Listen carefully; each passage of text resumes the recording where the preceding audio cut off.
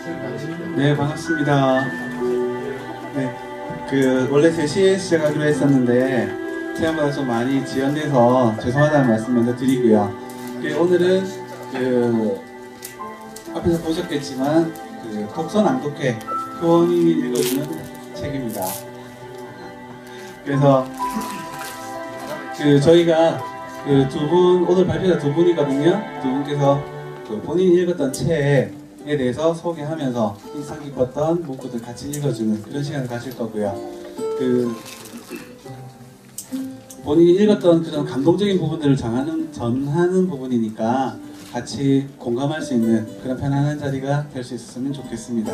그러면 첫 번째로는 철학과의 우리 차민희 학생 발표를 통해서 이제 들어볼 수 있도록 하겠습니다.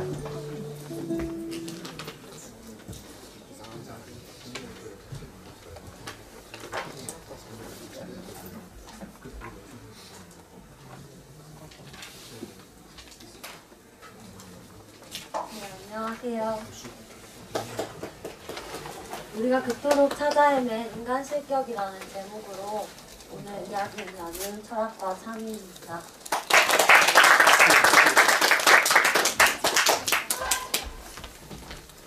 2년 전쯤에 독서 낭독회를 우연하게 알게 돼서 저도 참여한 적이 있었어요. 그때는 이 자리에 앉아서, 여기 말고 다른 곳이었지만 앉아서 얘기를 들었었는데요.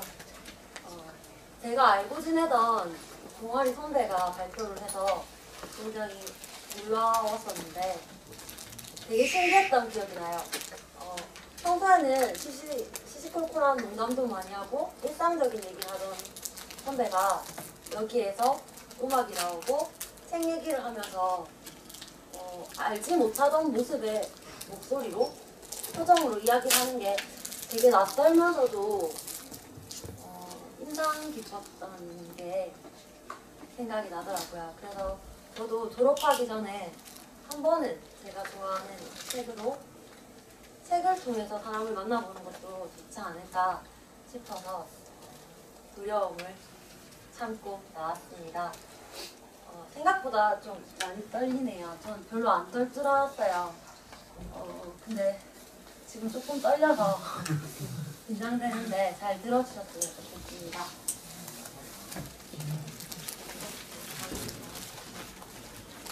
제가 오늘 같이 얘기를 나눠보고 싶은 책은 제가 무척 좋아하는 책입니다. 다자이 오사무의 인간 실격이라는 책이에요. 혹시 읽어보신 분 계신가요? 인간 실격이라는 책입니다. 앞서서 나왔던 발표문의 제목과는 미묘하게 한자가 달라요. 앞서 나왔던 제목에서는 인간 실격의 실자가 열매 실자라서 인간의 실제의 격이라는 의도를 담고 싶어서 제가 임의로 쓴 거고요.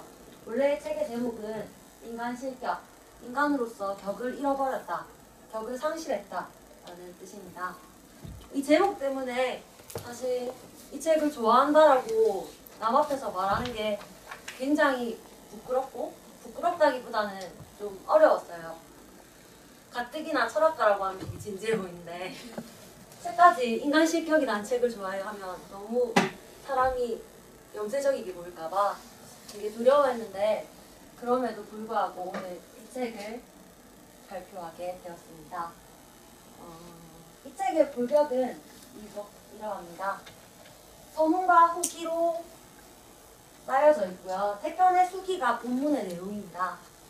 오호바 요조라고 하는 인물이 직접 쓴 수기를 나중에 나라는 사람이 발견하고 그 사람에 대해서 떠올리는 식으로 이루어져 있는데요. 여기 보면 적혀있지만 첫 번째 수기에서는 유복한 환경임에도 불구하고 자기 스스로에 대해서 혐오감을 띠는 오호바 요조 주인공의 모습이 나오고요.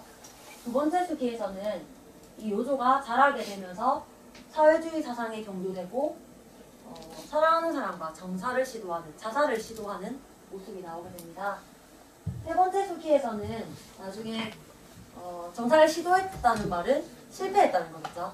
살아남게 되고 결혼을 하게 되는데 자기의 아내가 타인으로부터 겁탈당하는 걸 목격하게 돼요. 그렇게 되면서 많은 갈등, 내적 갈등을 겪으며 약물 중독이 되고 화면에 나가는 내용이 담겨져 있습니다. 이것만 봐도 좀 많이 우울하네요. 그런데 이 이야기는 소설의 골격을 이루는 줄거리이기도 하지만 동시에 다자이 오사무의 삶의 단면들이라고 할 수 있습니다. 실제로 다자이 오사무도 유복한 환경에서 자라났지만 죄책감을 많이 가지고 있었던 인물이었고요. 5번의 자살을 시도해서 마지막으로 성공하여 죽게 됩니다. 성공하여 죽게 됐다는 말은 참 무섭죠.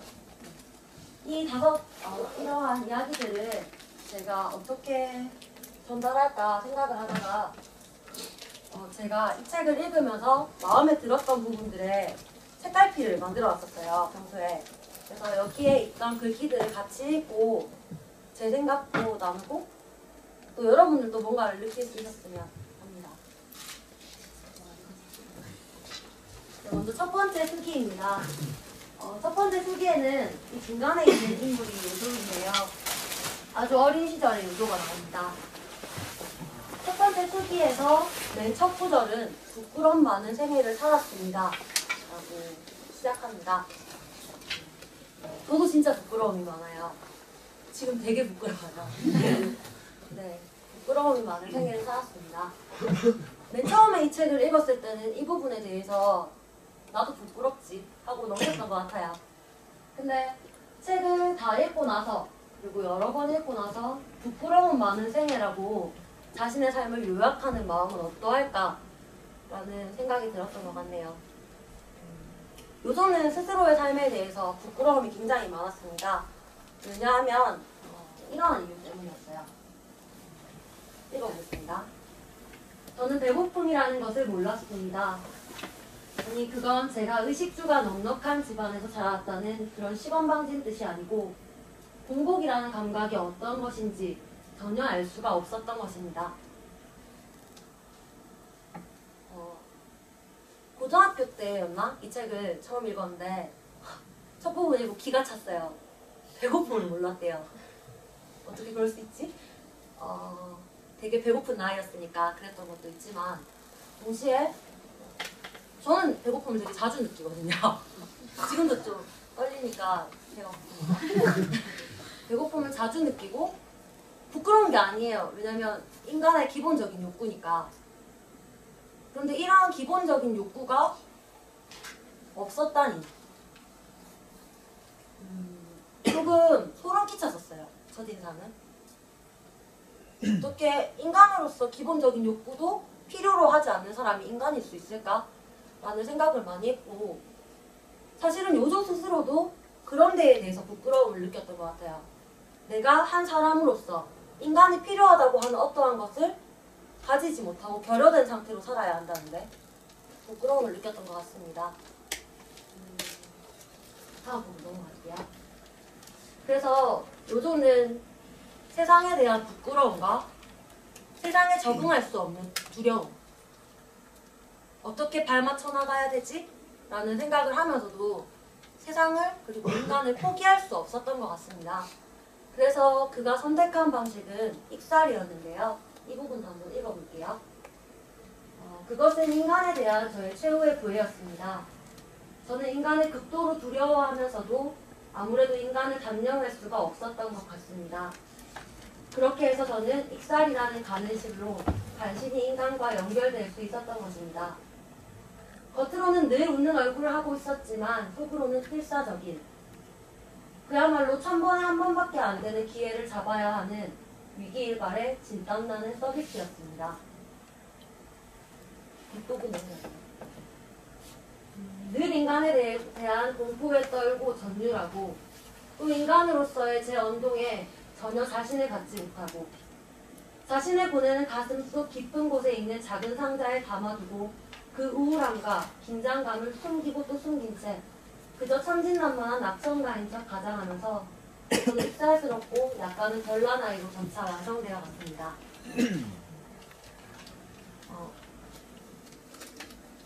몰랐는데 독서 낭독회가 된다는 게 페이스북에 막 뜨더라고요. 되게 놀랐어요. 저는 아까 말했듯이 부끄러움이 좀 많아서 여기에 나오는 것도 제 스스로에겐 도전이지만 썩 알리고 싶은 도전은 아니었어요. 그래서 친구를 데리고 오라는 얘기를 들었을 때도 글쎄 라고 생각하고 차라리 다들 낯선 사람이면 좋겠다 라는 생각을 하고 있었는데 그게 떠버리는 바람에 막 연락이 오더라고요. 선배 나간다면서요. 화이팅! 화이팅! 이러는데 미칠 것 같았어요. 누구나 다들 익사를 부려봤으리라고 생각해요. 다양한 환경에 나를 노출시킬 때 두렵잖아요. 그러니까 첫인상을 좋게 하려고도 하고 자신감 있는 모습으로 보이려고 노력도 하고 요조도 세상에 적응해 나가기 위해서 세상이 두렵지만 익사를 부리는데요. 그런 익사를 부리는 요조가 약간 절름발이처럼 느껴졌어요. 절름발이를 비하하는 건 아닙니다. 절름발이가 제대로 온걸음을 걷지 못하는 사람들 말하잖아요. 마찬가지로 요조도 세상을 살아가는 데 있어서 남들과 같은 걸음을 못한다고 생각했어요. 익사를 부리면서 억지로 노력은 하고 있지만 어쩐지 내 걸음이 아닌 것 같은 그런 기분을 느끼는 요조를 보면서 좀 많이 공감했던 것 같아요.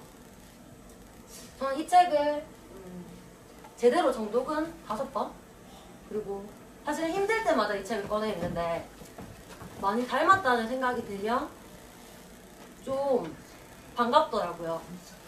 이렇게 익사를 부리는 요조를 만날 때 반갑더라고요. 넘어갈게요. 네, 2번째 수기입니다. 첫 번째 수기에서는 요조의 어린 시절에 대해서 다루었고요. 2번째 수기에서는 조금 더 자란 후에 요조를 다루는데요. 여기 중간중간에 나오는 이미지는 다자이 오사무가 인간 실격을 갱년만인가? 기념하는 의미에서 다자이 오사무의 작품을 영화화했는데 그 영화의 한 장면들입니다. 왼쪽 그림 같은 경우에는 남들에게 익살 부리기가 더 자연스럽고 자신의 속내를 말하지 않던 요조가 그림을 통해서 자기 자신을 표현한 거예요. 되게 물론 배경이 까매서 그래 보일 수 있지만 굉장히 어둡고 어떻게 보면 좀 기괴한 느낌을 주는 그림으로 자기 자신을 표현하고요. 옆에 있는 장면은 스네코라고 하는 자신이 사랑하게 된 여자? 네, 사랑하게 된 여자와 정사를 시도하는 장면을 보여줍니다. 굉장히 격동기라고 할 수 있는데요. 여기에서 마음에 들었던 몇 구절을 얘기해 볼게요. 없네요. 죄송해요. 제가 편집을 하다가 그래서 당황했어. 죄송합니다. 하는데요. 2번째 수기 부분에서는 요조가 사회화되는 부분이 많이 나오는 것 같아요. 이렇게 자신의 모습을 처음으로 그림으로 나타내기는 하지만 계속적으로 익사를 부리는 요조입니다.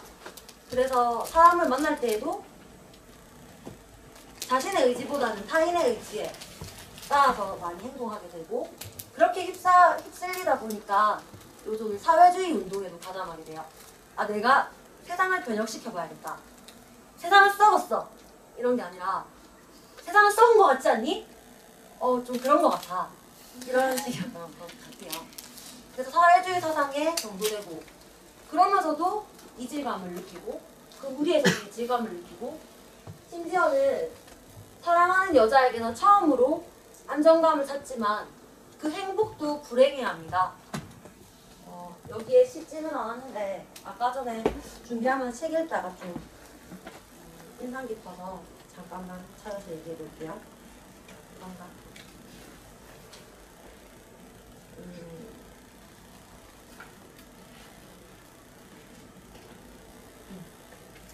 이렇게 나와요.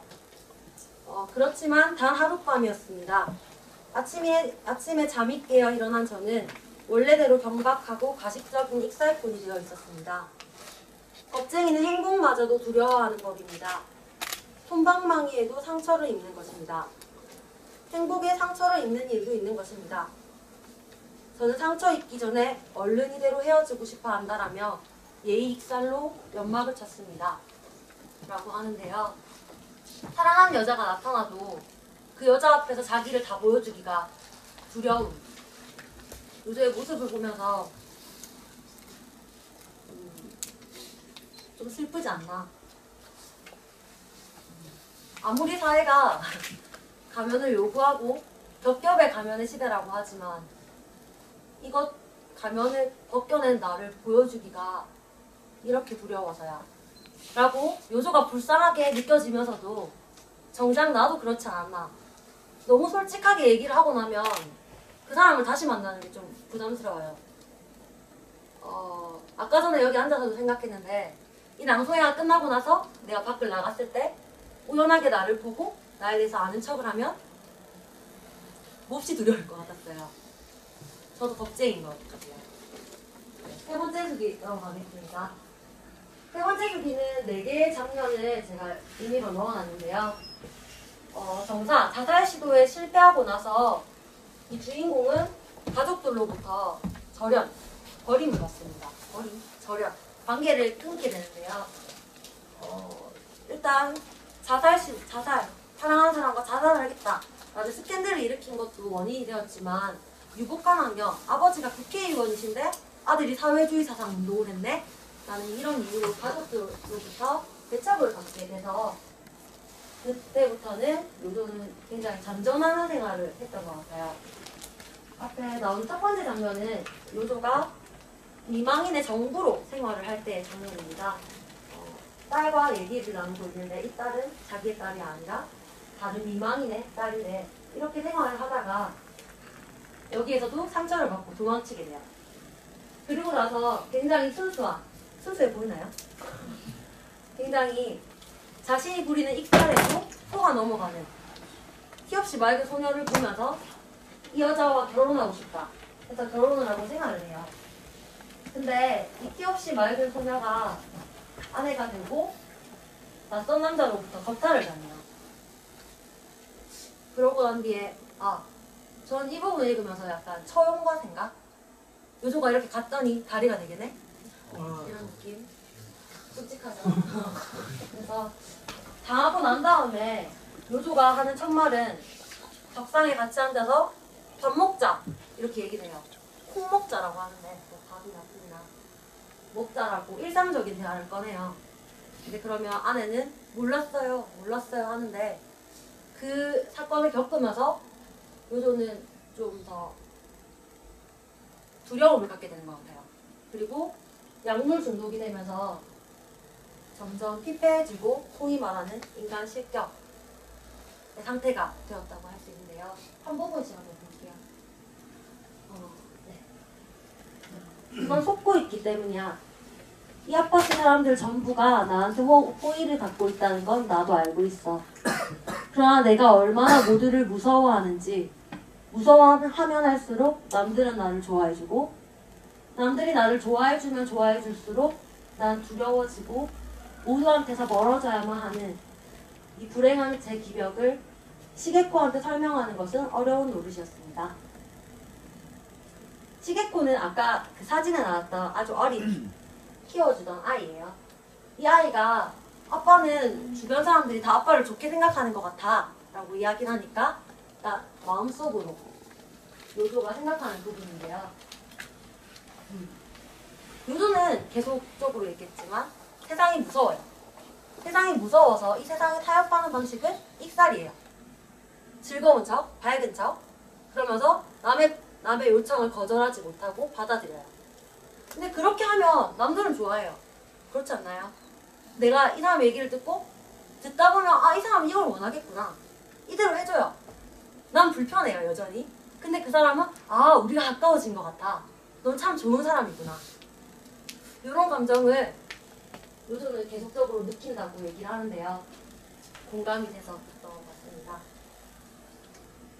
다음 장면은 최근에 좀 많이 인상 깊었던 부분이에요. 이 부분에 대해서 얘기하기 전에 요조에게는 친구가 있습니다. 친구라는 말은 좀 아깝습니다.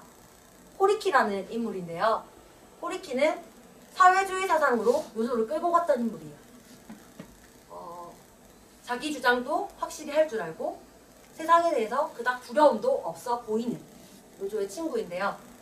친구라는 말을 하기에는 요조의 마음이 아직 열리지 않았지만 두 사람은 계속 같이 생활을 합니다.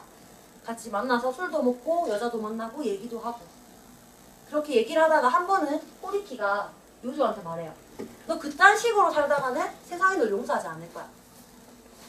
그리고 그때 요조가 하는 생각의 부분입니다.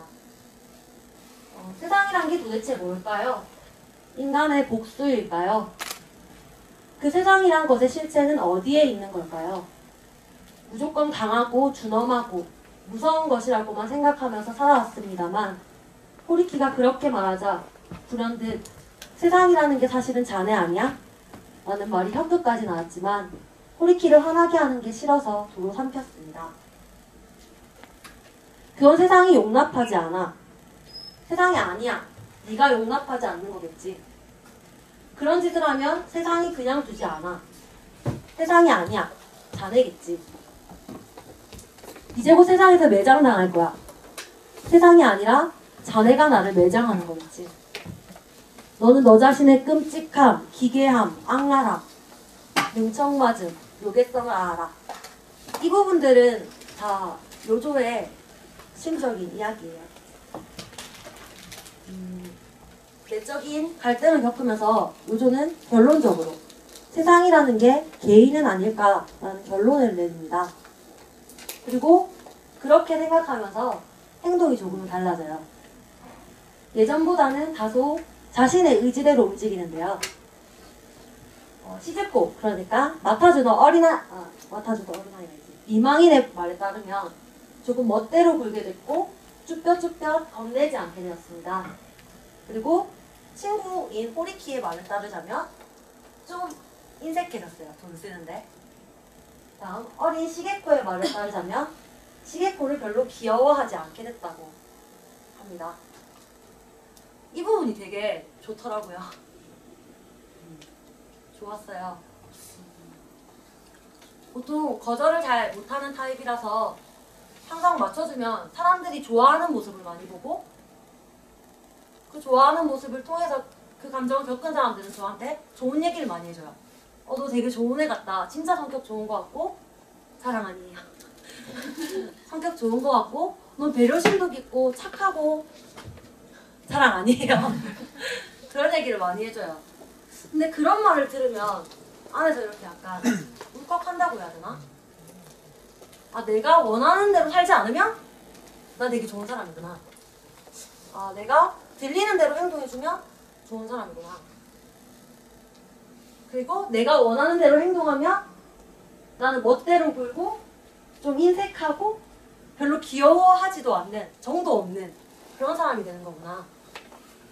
그런 생각을 하면서도 이런 요조의 변화가 되게 반갑고 또 좀 낯익었어요.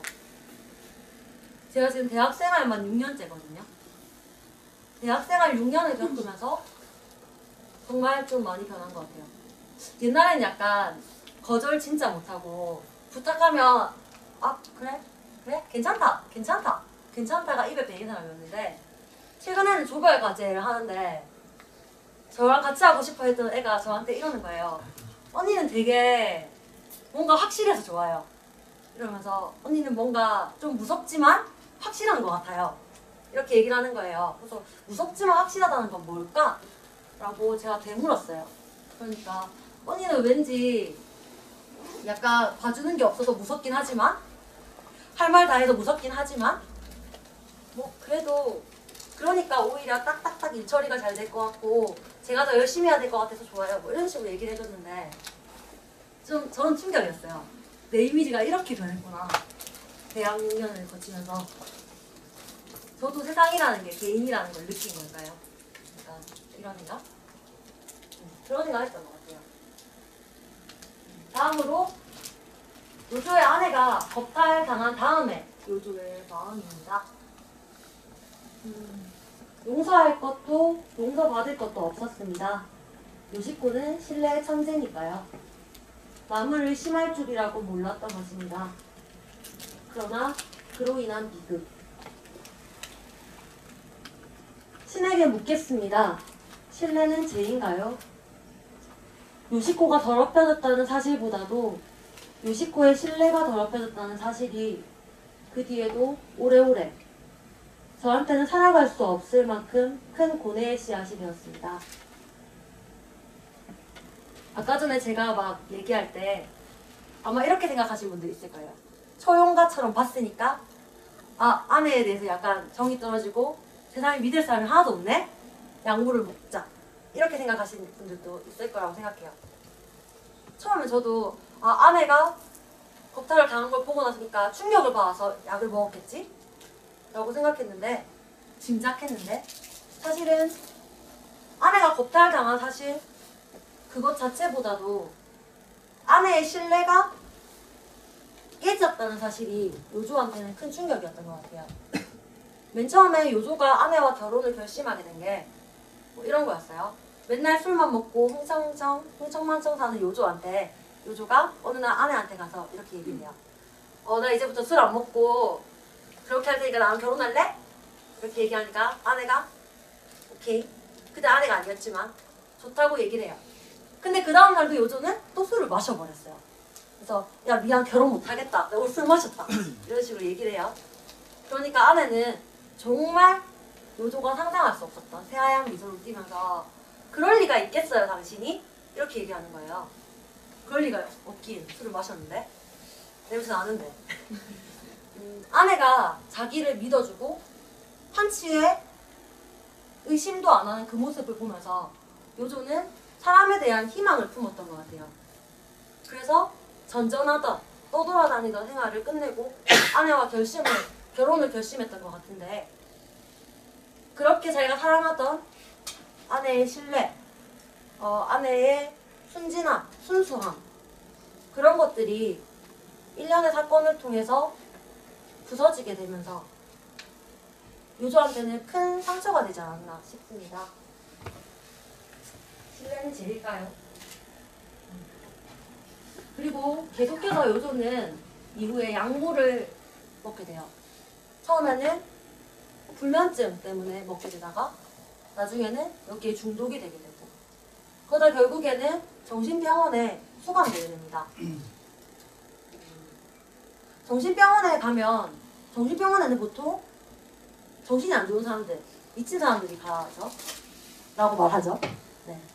요조가 이곳에 가게 된 다음에 자기는 여기 왜 왔는지 잘 몰라요.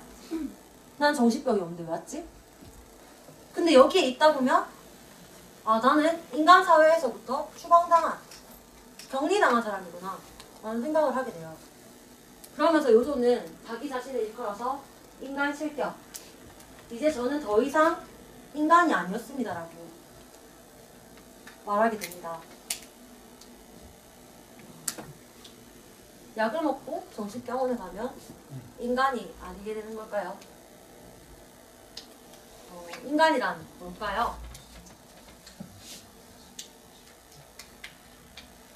마지막 장면에서 요조는 이러한 이야기를 내면서 세 번째 수기의 끝을 알립니다.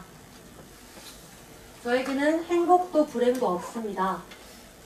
모든 것은 지나간다는 것. 제가 지금까지 아비규환으로 살아온 소위 인간의 세계에서 단 한 가지 진리처럼 느껴지는 것은 그것뿐입니다. 모든 것은 그저 지나갈 뿐입니다.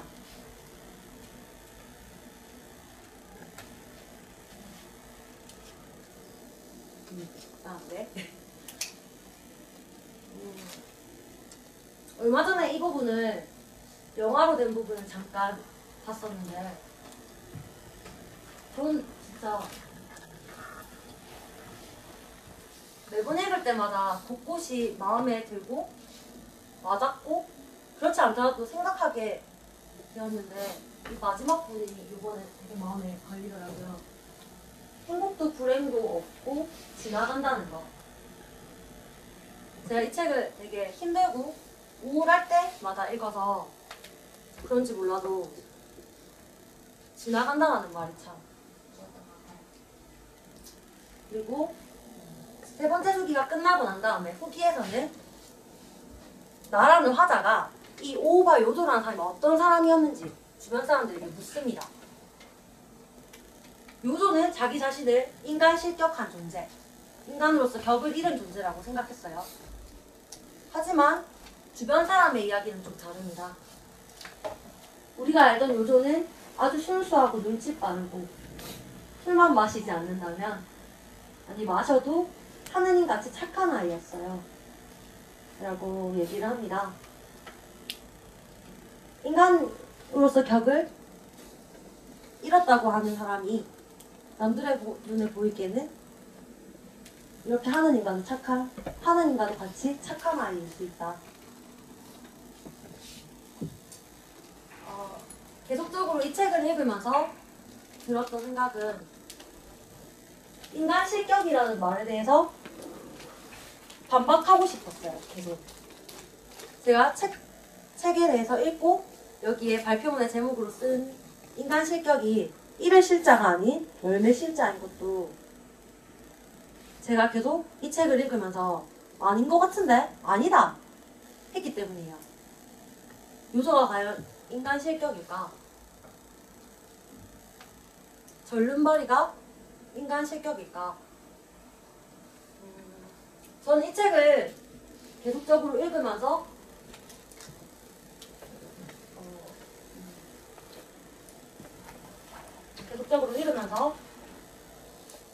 뭐가 진짜로 인간인지 신뢰를 가지는 게 죄인가요? 라는 질문을 읽으면서는, 그럼 신뢰하지 않고 사는 게 인간인가?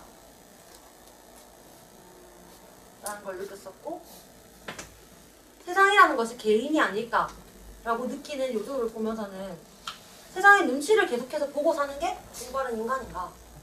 인간은 뭐고, 왜 인간에 대해서 고민하는 사람은 인간으로서의 격을 잃어버리게 되는 걸까? 라는 생각을 많이 했던 것 같아요. 그리고 말이 잘 안 되네. 그리고 그런 고민을 하면 할수록 이 책이 좋아졌어요. 가끔씩 제가 너무 답답해요. 저는 부끄러움도 많고 거절도 잘 못하고 남들보다 뭔가 남들처럼 잘 못해요. 남들을 의연하게 대처할 수 있는 일인데 왜 나는 이렇게 못하지?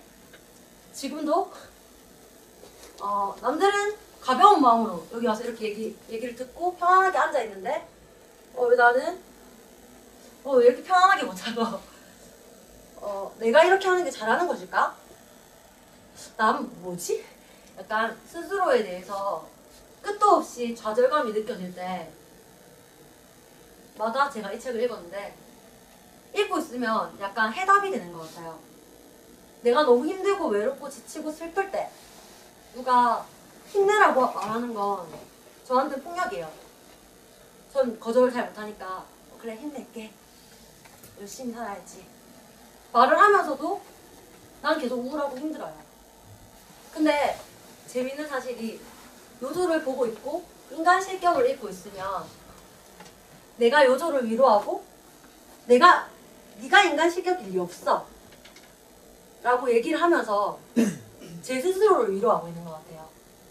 제가 제 스스로를 변호하고 있는 것 같고, 남들처럼 쿨하지 못하고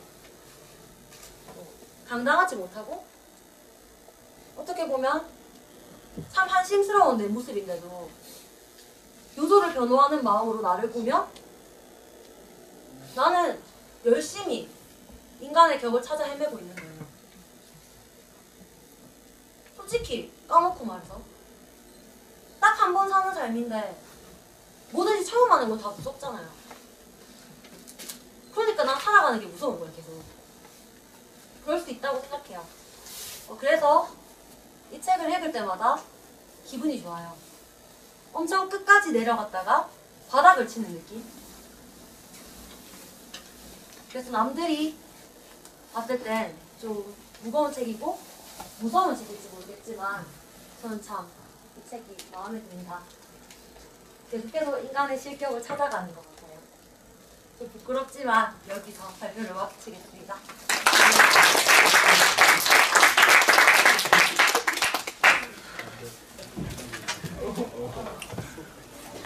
어떠셨어요?